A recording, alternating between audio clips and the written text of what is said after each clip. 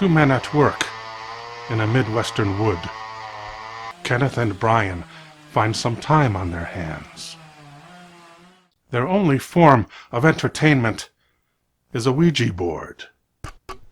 Instead of contacting the spirit world, communication was established with a New Yorker using his own Ouija device.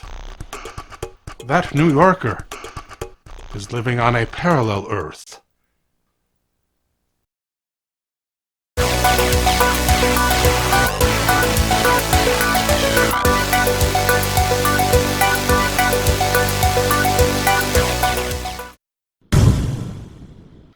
On this Earth, the state of Minnesota can be freely entered.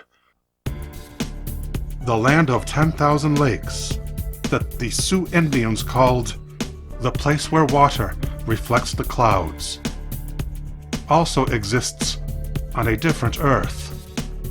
But there, it is a forbidden zone. Christian denominations have warned against using Ouija boards because this can lead to possession by demons.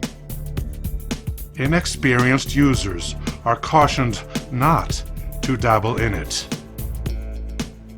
However, Kenneth is an aficionado of the spirit board. And in 2010, during a break from his woodcutting in the forests of the North, he began, in his own words, an ongoing Ouija board session in which contact has been made with an entity that calls himself Dr. 58. Dr. 58 lives in New York City, and for him the year is 1951. He is a bit of a social malcontent, and by interacting with Kenneth, he is breaking the law, for to speak of Minnesota is a crime. Those who physically cross the 50-mile neutral corridor surrounding the Forbidden Zone are entering illegally. Those people disappear, or in their place will return a look-alike imposter. These doppelgangers do not last long, because if they do not vanish on their own, they are hunted down and killed. Only rarely will the same person return, and he may come back withered and bent. In Dr. 58's world, one of the founding fathers, Benjamin Franklin, was so intrigued by fantastic tales which flowed from the interior of the continent that he journeyed west, hacking through untamed wilderness. He was gone so many years that the newspapers published his obituary. He then reappeared, bearing a new system of belief, the knowledge of the Endergone. The Endergone gave him personal power over the energy of electromagnetism. It was Franklin himself who gave the name of Minnesota to the Forbidden Zone. But the public became fearful soon of this man, who could cause lightning to strike at will.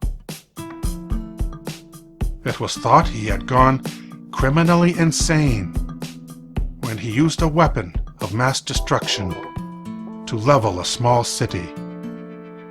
It was known as electrical concussion flame.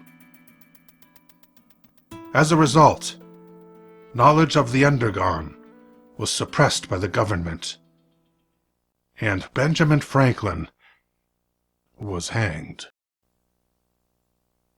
Because the source of it is Lake Itasca in Minnesota, the Mississippi River is sometimes also a source of dread in the world of Dr. 58.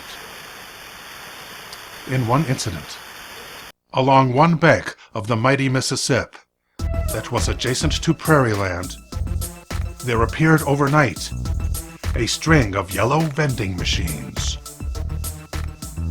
Engraved on each machine was the same inscription: written in the language of an ancient civilization that was thought to have died out and whose tongue was no longer spoken.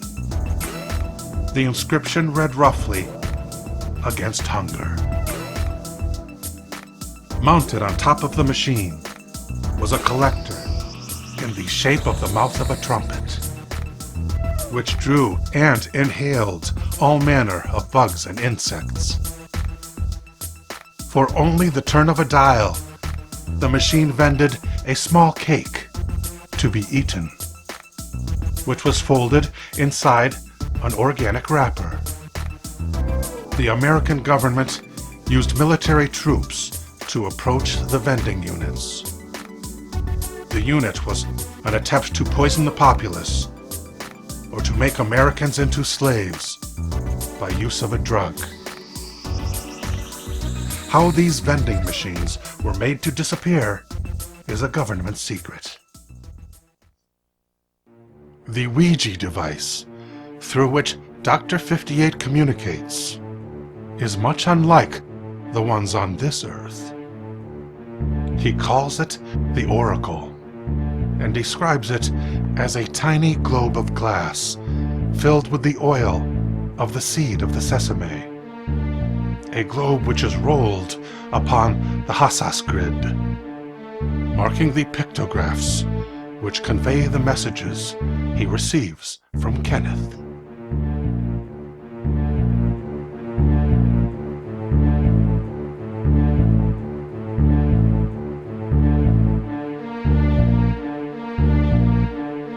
I have seen some of the experiments shown in this film actually carried out